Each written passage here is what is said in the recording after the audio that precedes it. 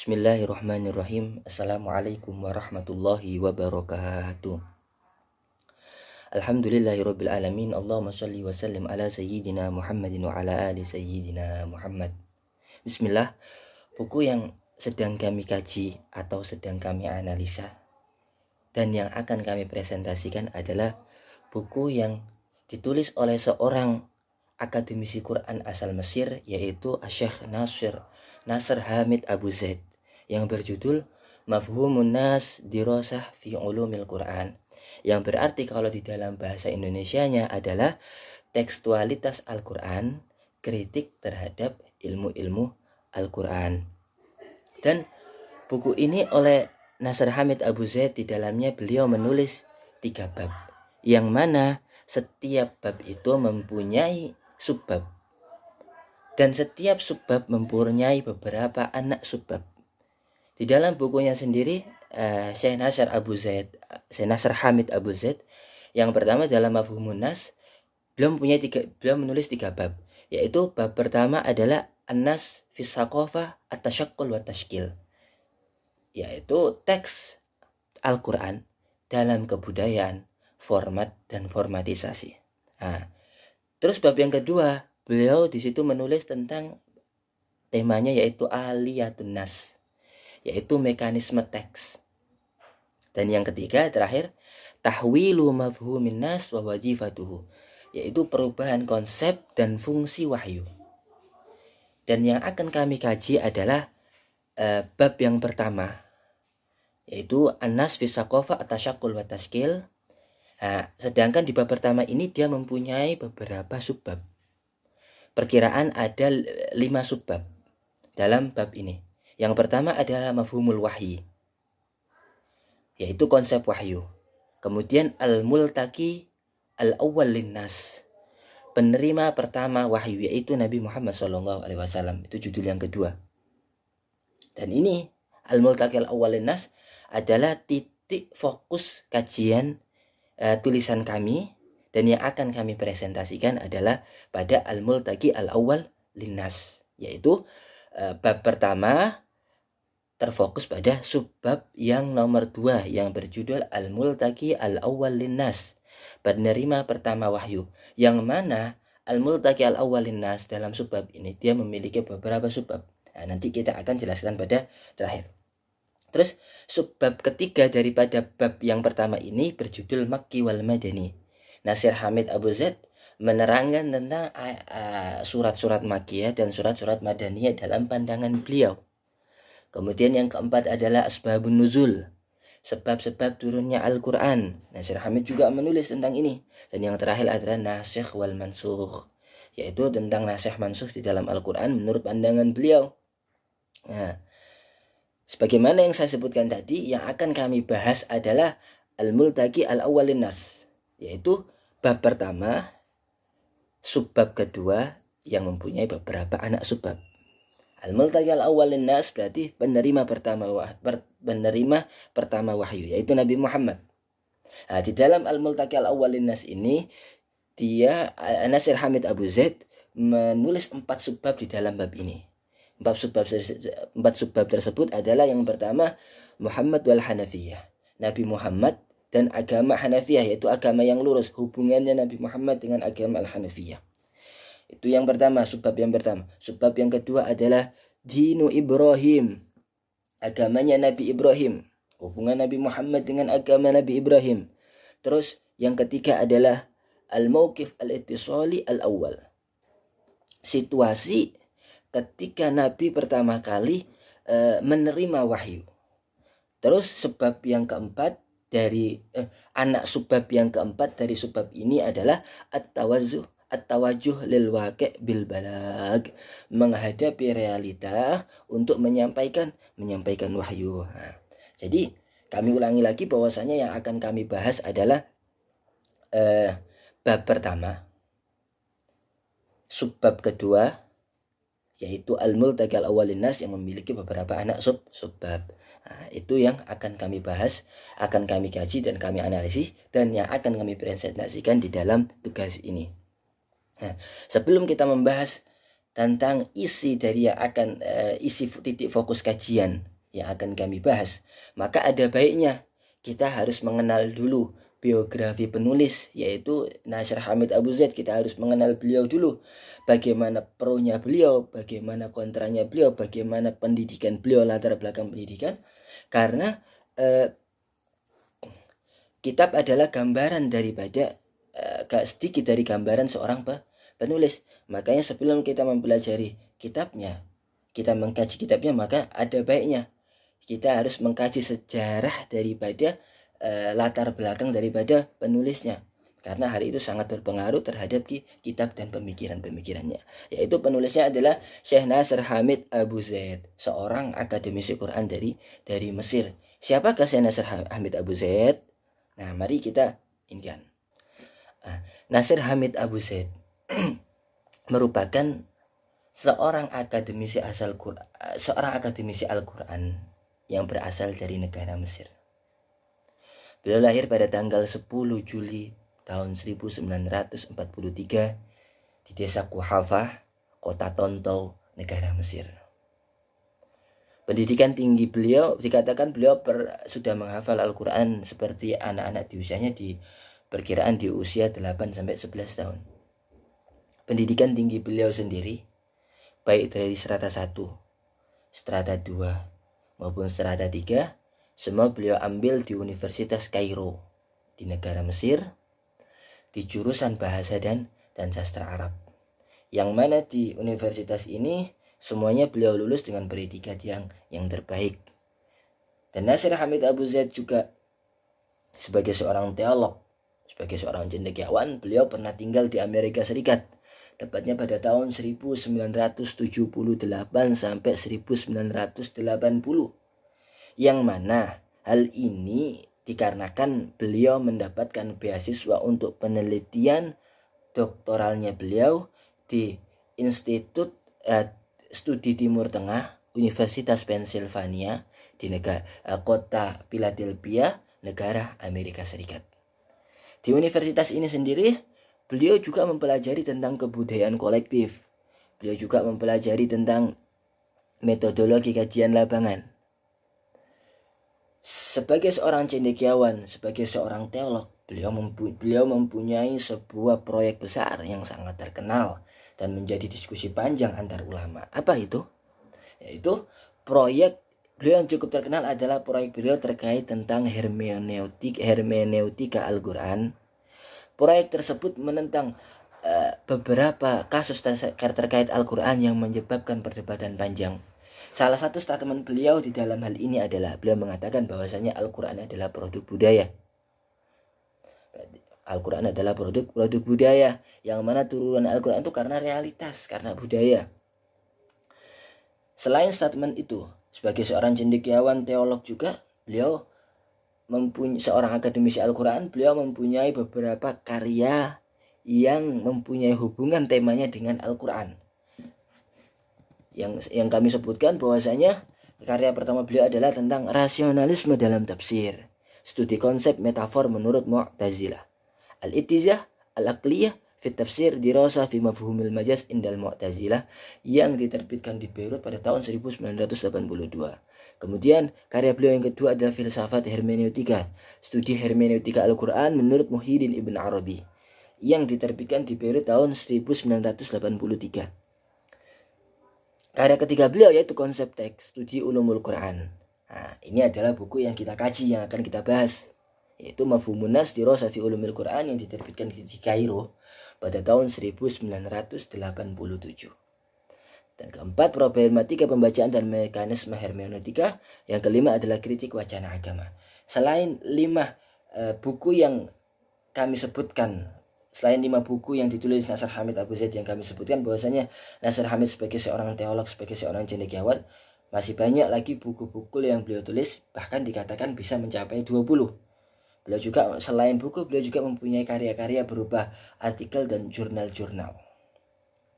Itu adalah Nasir Hamid Abu Zaid. Kemudian setelah kita membahas tentang sedikit dari biografi Nasir Hamid Abu Zaid, kita akan masuk kepada pembahasan inti daripada yang akan kami presentasikan, yaitu subbab yang berjudul tentang Al-Multaqi Al-Awwal Linnas. Kemudian yang memiliki beberapa subbab. Apa itu Al-Multaqi Al-Awwal Linnas? Al-Multaqi Al-Awwal Linnas adalah penerima wahyu yang pertama, yaitu Nabi Muhammad SAW. Di sini Nasr Hamid Abu Zaid menerangkan tentang gambaran Nabi Muhammad SAW sebelum beliau menerima wahyu. Jadi di dalam subbab yang diberi judul oleh Nasr Hamid Al-Multaqi Al-Awwal Linnas, kondisi awal Nabi Muhammad sebelum beliau menerima wahyu, beliau menggambarkan Nabi Muhammad sebagai produk realitas, sebagai produk budaya, sebagai produk realitas dan produk budaya dari masyarakat di mana Nabi Muhammad SAW hidup. Kenapa Nasr Hamid Abu Zaid mengeluarkan statement dan pendapat pemikiran seperti ini, gagasan seperti ini? Karena menurut Nasr Hamid Abu Zaid, dikarenakan ada beberapa wacana yang mengatakan bahwasanya Nabi Muhammad sebelum beliau menerima wahyu, beliau adalah manusia yang terasingkan dari masyarakat. Dimaksud adalah beliau hidup jauh daripada masyarakat, beliau uzlah dan semisalnya. Seakan-akan beliau itu tidak bermuamalah, tidak bergaul dengan masyarakat sekitarnya. Padahal menurut Nasr Hamid Abu Zaid, ini bertentangan dengan gelar Nabi Muhammad sebagai Al-Amin, yaitu orang amanah, orang yang amanah.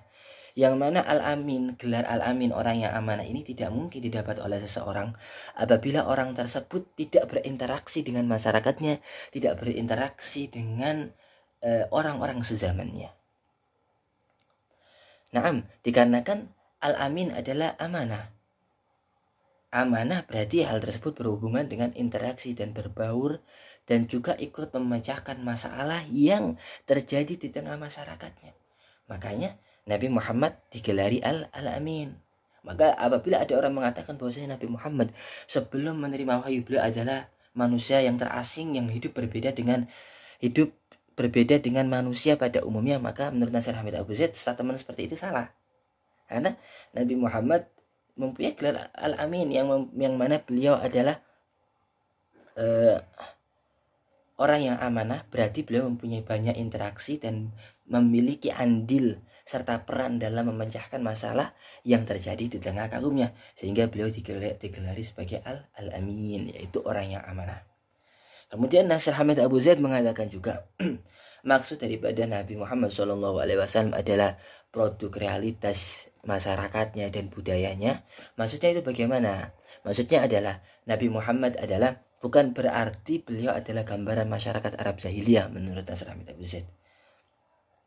Bukan berarti beliau adalah gambaran masyarakat jahiliyah yang digambarkan pada masa dahulu bahwasanya masyarakat yang kasar, kejam, tega mengubur anak perempuannya hidup-hidup dan penyembahan berhala. Meskipun demikian, Nabi Muhammad bukanlah seperti gambaran tersebut. Maksud itu yang dikatakan oleh Nasr Hamid Abu Zaid yang mengatakan bahwasanya Nabi adalah produk realita dan budaya masyarakat di zamannya. Jadi walaupun dikatakan seperti itu, Nasr Hamid Abu Zaid tetap mengatakan bahwasanya walaupun kita mengatakan seperti itu, tapi bukan berarti Nabi Muhammad sebagaimana kafir Quraisy pada umumnya yang digambarkan sebagai orang kasar, kejam, dan tega mengubur anak perempuannya hidup-hidup. Jadi bukan seperti itu maksud dari produk realita dan budaya. Itu menurut Nasr Hamid Abu Zaid.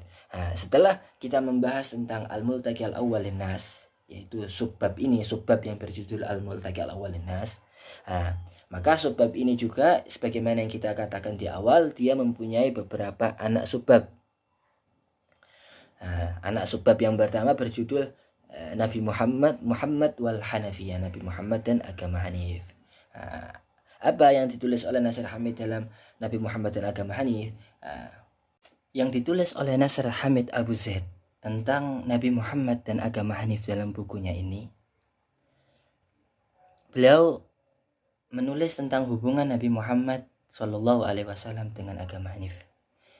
Syekh Ibn Hisham dalam kitab sirahnya mengatakan, pada zaman itu penganut agama Hanif sangat terbatas jumlahnya.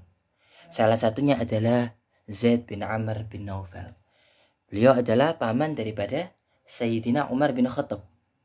Dan Nabi Muhammad SAW itu tidak bisa dilepaskan daripada Zaid bin Amr bin Naufal.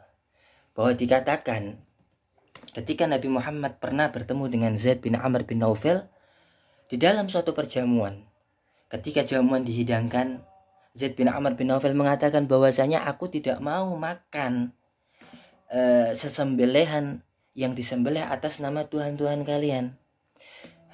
Peristiwa ini oleh Nasir Hamid Abu Zaid dikomentari bahwasanya Zaid bin Amr bin Naufal itu terlalu berlebihan di dalam mencari agama Hanif.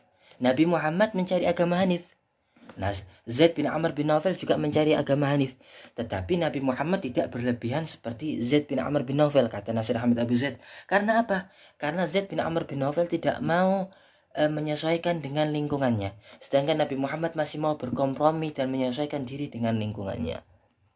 Di sini akan tumbuh sebuah konklusi atau natijah pemikiran bahwasanya Nabi Muhammad itu tidak terlepas dari perilaku buruk kaumnya. Ada kemungkinan pemikiran seperti itu. Nah, padahal bahwasanya Allah Subhanahu wa taala telah menjaga kemaksuman Nabi Muhammad baik secara fisik maupun non fisik.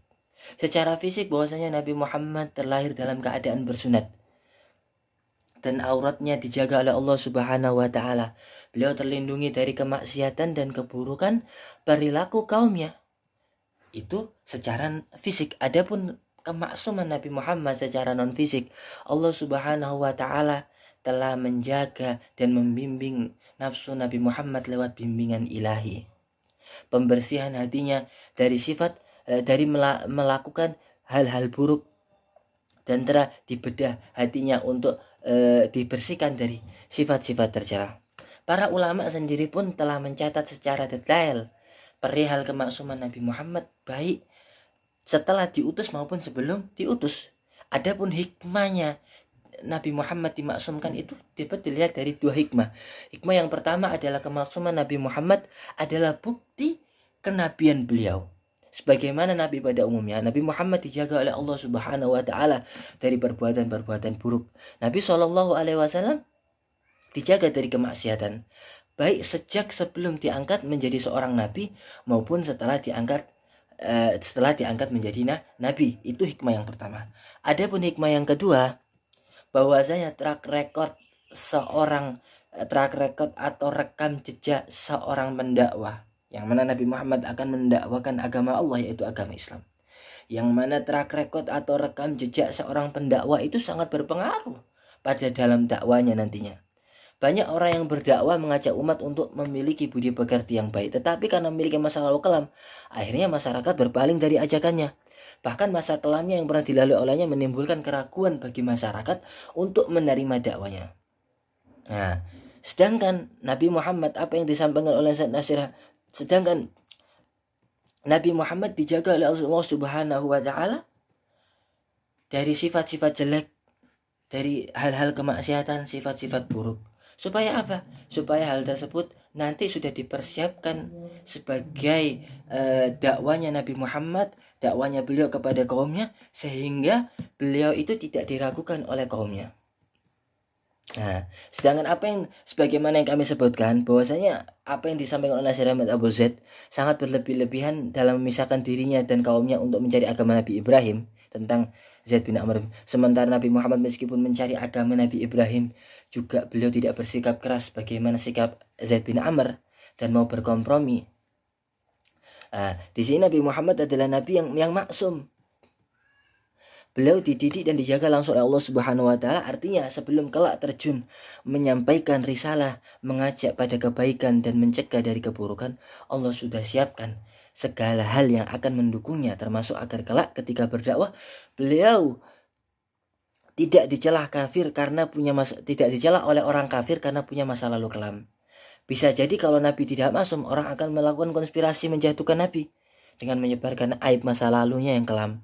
Sedangkan Nabi Muhammad sudah maksum, sudah dijaga oleh Allah Subhanahu wa taala baik sebelum beliau diangkat menjadi nabi maupun sebelum beliau diangkat menjadi nabi. Adapun ungkapan Nasir Hamid Abu Zaid tentang bahwasanya nabi itu lebih bisa berkompromi, mungkin lebih bisa diperjelas lagi maksud dari situ itu apa. karena ditakutkan akan menimbulkan persepsi bahwa Nabi Muhammad itu tidak maksum, sedangkan Nabi Muhammad adalah nabi yang maksum. Itu yaitu subbab yang pertama, anak subbab yang pertama yang berjudul tentang Nabi Muhammad dan Al-Hanafiyah dan agama Hanif. Adapun selanjutnya kami akan menjelaskan tentang agama Ibrahim. Ya, agamanya Nabi Ibrahim. Apa yang ditulis oleh Nasir Hamid Abu Zaid tentang agamanya Nabi Ibrahim? Nah, di sini juga Nasir Hamid yang ditulis oleh Nasir Hamid Abu Zaid tentang agama Ibrahim adalah tentang bagaimana dulu orang-orang jahiliyah sebelum kedatangan Islam dan apa sebab dorongan mereka mencari agama Nabi Ibrahim. Sebelum kita membahas hal tersebut, mari kita pahami dan sejarah sebelum kedatangan Islam. Keadaan bangsa Arab pada masa kedatangan Islam dinaungi jejak-jejak ajaran Al-Hanafi as-Samha, agama yang lurus, yang dibawa oleh Nabi Ibrahim alaihissalam di masa lalu. Di masa lalu kehidupan mereka dipenuhi akidah tauhid serta cahaya, petunjuk dan iman. Setelah itu mulailah mereka menjauhi kebenaran itu sedikit demi sedikit disebabkan faktor waktu yang sangat lama, abad-abad yang panjang dan jarak masa yang jauh dari masa Nabi Ibrahim. Jadi mulai sedikit demi sedikit dari masa Nabi Ibrahim sama masa Nabi Muhammad mulai adanya distorsasi, mulai adanya penyimpangan pemikiran dan agama. Kehidupan mereka mulai diisi gelapnya kemusyrikan, pemikiran falsafah dan kebodohan. Semua itu berkembang seraya tetap membawa aneka simbol kebenaran kuno serta prinsipnya yang masih tersisa. Jadi di waktu itu masih ada sedikit-sedikit sisa-sisa bekas-bekas daripada agamanya Nabi Ibrahim yang terus bergerak mengiringi sejarah mereka. Hanya saja semua prinsip, tradisi dan simbol-simbol agama Nabi semakin lemah. Jadi adanya walaupun tersisa tapi semakin lemah karena jauhnya masa antara Nabi Muhammad dan Nabi Ibrahim. Semakin lemah seiring berjalan waktu dan semakin sedikit pemeluknya dari tahun ke tahun. Dari sini ada beberapa orang sedikit tergerak di hatinya untuk beberapa orang Quraisy, bahkan suku Quraisy tersendiri oleh Nasir Hamid Abu Zaid dikatakan mereka tergerak hatinya untuk mencari sebuah agama yang dapat menyelesaikan permasalahan-permasalahan mereka. Nasir Hamid Abu Zaid menulis begini di dalam bukunya Mafhumun Nas. Beliau mengatakan bahwasanya pencarian agama Ibrahim sebenarnya adalah pencarian ideologi dan identitas khusus bangsa Arab, yang menurut Nasir Hamid Abu Zaid sebuah identitas yang terancam oleh berbagai hal seperti ekonomi, sosial, dan politik. Di tengah bahaya seperti ini terdapat perasaan harus bersatu di tingkat internal untuk menjamin kelangsungan hidup di dalam situasi ekonomi, sosial, dan politik yang tidak stabil dan terancam bahaya.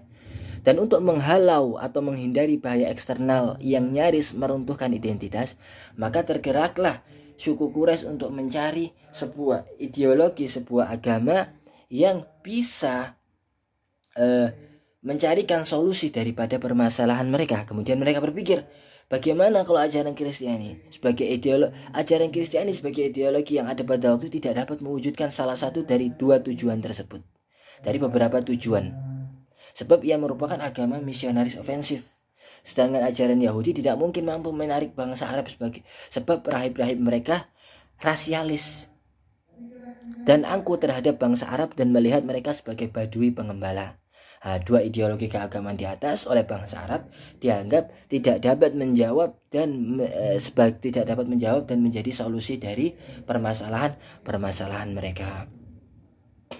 Dari uraian yang kita sampaikan di atas, seakan-akan bahwasanya datangnya agama Islam itu produk budaya, karena kebudayaan waktu itu butuh akan sebuah solusi, sebuah jalan keluar, sehingga datanglah Islam.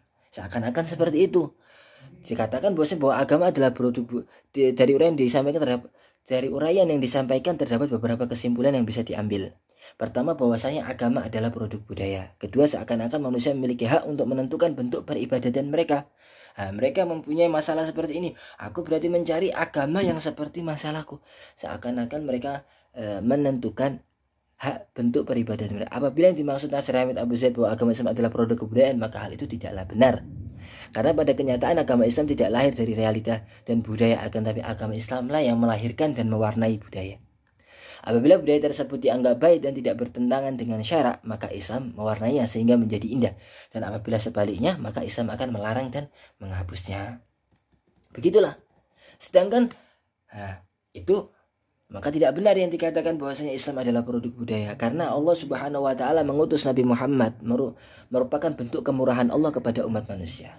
Karena dengan mengutus Rasul, Allah menginformasikan tentang keberadaan Allah. Dari orang dapat kita tangkap bahwa Rasul diutus untuk beberapa hal. Satu, mengajarkan akidah mengajarkan akidah ketuhanan yang benar. Dan yang kedua, mengajarkan cara beribadah yang sesuai dengan kehendak Tuhan. Dan yang ketiga, mengajarkan tata aturan yang dapat menghantarkan manusia menuju kebahagiaan sejati di dunia dan akhirat. Fungsi Rasul yang terakhir ini pada tahap selanjutnya sangat berkaitan erat dengan ruang sosial. Para Rasul memiliki kedudukan sangat strategis baik dalam bidang keagamaan maupun dalam bidang interaksi sosial kaumnya. Dengan demikian, para Rasul memiliki tugas ganda, yakni menjaga kebenaran ajaran agama dan menjaga kedamaian sosial. Hal ini dapat dilihat dari praktek Nabi SAW yang memiliki peran ganda dalam kehidupan beliau. Selain sebagai penyampai risalah, Nabi Muhammad juga menjabat sebagai hakim yang memberikan keputusan hukum bagi anggota masyarakatnya. Pada waktu yang bersamaan, Nabi juga berstatus sebagai kepala negara. Jadi bukan produk budaya, tapi adalah kemurahan Allah Subhanahu wa taala kepada kita seluruh umat manusia di alam semesta ini. Kemudian setelah ini kita akan menjelaskan tentang apa itu, bagaimana situasi pertama komunikasi atau bagaimana situasi pertama baginda Nabi SAW ketika menerima wahyu. Jadi situasi pertama kali ketika Nabi Muhammad SAW menerima wahyu, yaitu ketika beliau berada di Gua Hira. Kemudian datanglah malaikat Jibril yang oleh Nasr Hamid Abu Zaid digambarkan malaikat Jibril membawa sebuah kain sutra yang di dalamnya bertuliskan wahyu pertama yang akan diturunkan kepada Nabi Muhammad SAW. Nah, selanjutnya Nasr Hamid Abu Zaid juga di dalam bukunya ini beliau mengutarakan sebuah pemikiran beliau tentang ayat-ayat yang pertama kali diturunkan.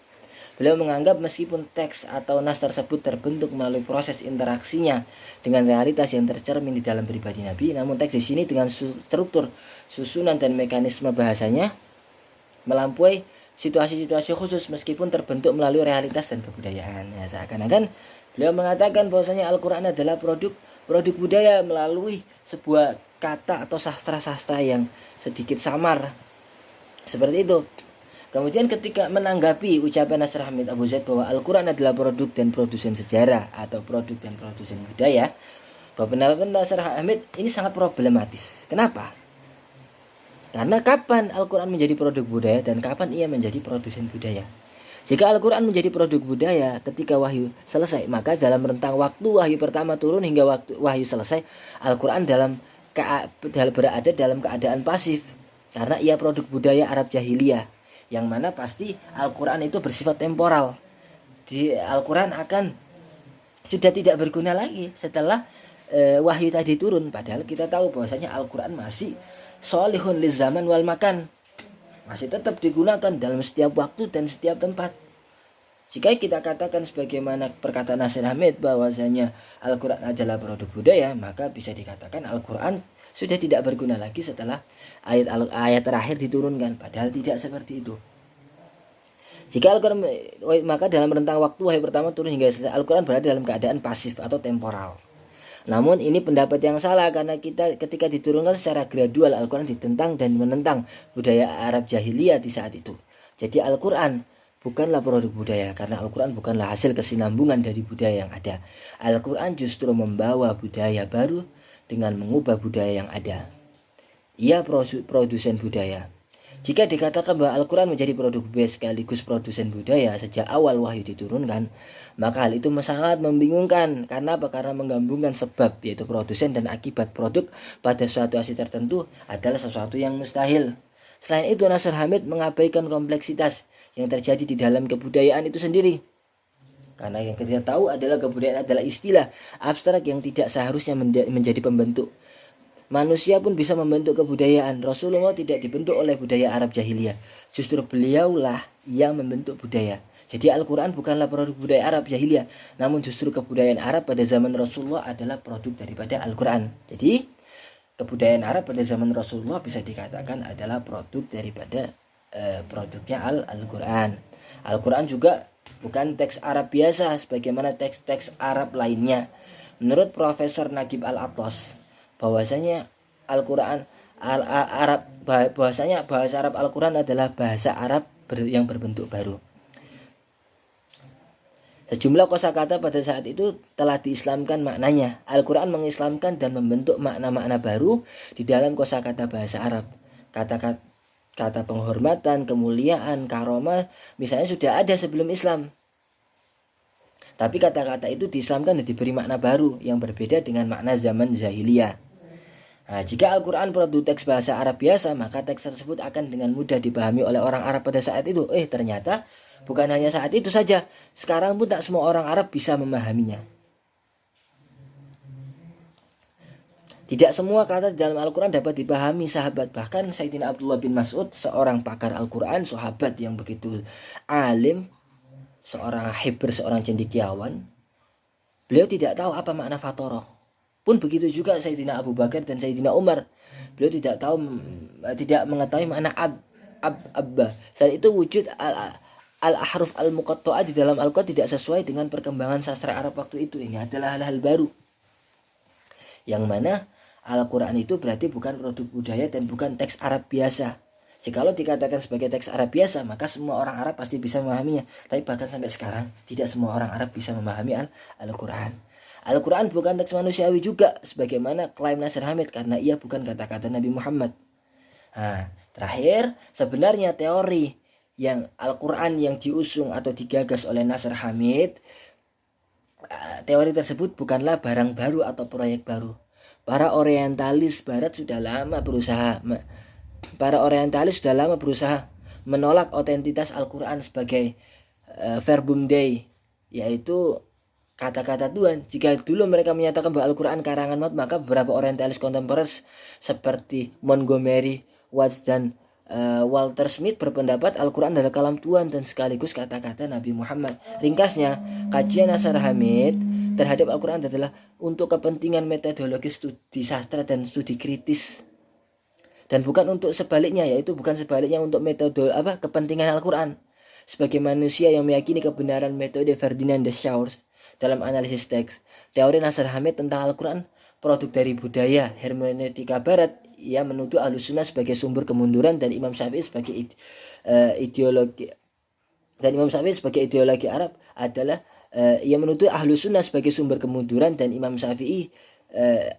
Beliau mengatakan di akhir itu mengatakan bahwasanya Ahlus-Sunnah dan Imam Syafi'i adalah bentuk suatu kemunduran dari ideologi Arab. Bahwasanya tuduhan-tuduhan seperti ini tidak dapat dibuktikan secara ilmiah. Dan yang terakhir, kita akan membahas tentang Nabi Muhammad setelah menerima wahyu, beliau menghadapi kebudayaan, menghadapi realitas berbekal misi. Di sini nanti pada pembahasan yang terakhir ini, yang berjudul tentang menghadapi realitas berbekal misi.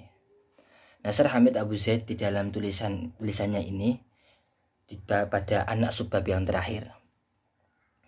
Dari subbab ini Nasir Hamid mencoba mengutarakan metode atau cara penafsirannya yang berbeda dengan ulama klasik terhadap makna ayat-ayat dari surat Al-Mudaththir. Dan ia mencoba menginterpretasikan wahyu kedua yang turun kepada Nabi dengan realita dan budaya pada waktu itu. Ia mengatakan teks dalam proses menerima wahyu yang kedua senantiasa bersesuaian dengan kondisi penerima wahyu, yaitu Nabi Muhammad. Maka perintah memberikan peringatan merupakan upaya untuk menghapuskan kebingungan mengenai apa yang diharapkan darinya, sementara perintah untuk mengagungkan, menyucikan pakaian dan menjauhi perbuatan dosa sebagai persiapan baginya untuk menjalankan tugas-tugas yang ditugaskan, sehingga beliau siap melaksanakan risalah yang diemban atau yang diperintahkan oleh Allah Subhanahu wa Ta'ala. Begitulah beberapa cara penafsiran yang diutarakan oleh Nasir Hamid Abu Zaid, yang apabila kita cari lagi, kita kaji lagi langkah-langkahnya, Nasir Hamid mencoba menawarkan beberapa langkah. Langkah yang pertama adalah menganalisa struktur linguistik ayat-ayat Al-Quran. Kedua, mencari fakta-fakta sejarah yang mengelilingi sebab terulunnya Al-Quran baik secara makro maupun mikro. Dan yang ketiga, menentukan tingkatan makna teks. Dan yang keempat, menentukan makna asli teks. Yang kelima, menentukan makna signifikasi. Dan yang terakhir, mengkontekstualisasikan makna historis dengan berpijak pada makna yang telah terkatakan, pada makna yang tidak terkatakan. Ada 6 cara yang coba ditawarkan Nasr Hamid Abu Zaid tentang bagaimana cara menafsirkan Al-Quran menurut Nasr Hamid Abu Zaid. Nah, secara tidak langsung, hal yang ditawarkan oleh Nasr Hamid Abu Zaid atau coba difamiliarkan oleh Nasr Hamid adalah teori hermeneutika di dalam penafsiran Al-Quran. Artinya, dengan hermeneutika yang akan diterapkan, Abu Zaid berupaya untuk mendapatkan makna dan pemahaman yang sesuai dengan perkembangan zaman saat ini. Kemudian ia meninggalkan makna dan pemahaman-pemahaman ketika Al-Quran diturunkan dengan tetap mempertahankan keutuhan teks aslinya. Dalam bukunya Iskaliyah Al-Qira'ah wa Aliyatut Ta'wil, ia juga mengklaim bahwa dirinya lah yang pertama kali menulis tentang hermeneutika dalam bahasa Arab dengan tulisannya Hermeneutika wa Mu'dilatut Tafsir, hermeneutika dan problem penafsiran teks, yang diterbitkan pada tahun 1981. Padahal setelah dianalisa dan ditelaah lebih dalam lagi, hermeneutika merupakan suatu metodologi tafsir yang berasal dari tradisi orang Kristen maupun Yahudi yang kemudian diadopsi oleh para teolog dan filsuf barat modern menjadi metode interpretasi teks secara umum, menjadi metode penafsiran wahyu secara umum. Hermeneutika sendiri berkembang dalam tradisi Kristen dan intelektual barat karena memang berangkat dari teks Bible dan doktrin teologis Kristen yang mengandung banyak sekali masalah di mata para cendekiawan sendiri. Jadi tidak bisa hermeneutika itu dikiaskan atau diletakkan dalam Al-Quran. Karena jikalau dilihat dari sejarah bahwasanya Bible dan doktrin teologis Kristen itu banyak sekali terdapat penyimpangan, banyak sekali keraguan, sehingga mereka menggunakan hermeneutika. Sedangkan Al-Quran itu tidak ada keraguan dan penyimpangan sama sekali. Kenapa kita harus memakai hermeneutika? Itu menurut saya terlalu memaksakan, walaupun itu ijtihad mereka, tapi hal tersebut sangat terlalu memaksakan dan mungkin ada dampak-dampak yang nanti akan menjadikan bahwasanya kita seakan-akan mengatakan bahwasanya Al-Quran itu nanti seperti Bible atau seperti teks-teks doktrin-doktrin Kristen yang mempunyai banyak penyimpangan-penyimpangan, padahal tidak. Bisa-bisa karena hermeneutika bisa membawa kita ke hal-hal tersebut, padahal Al-Quran tidak ada keraguan sama sekali. La raiba fihi hudal lil muttaqin, sebuah kitab yang tidak ada keraguan sama sekali, yang menjadi petunjuk bagi orang-orang yang bertakwa, sebagaimana yang disebutkan di dalam surat Al-Baqarah. Artinya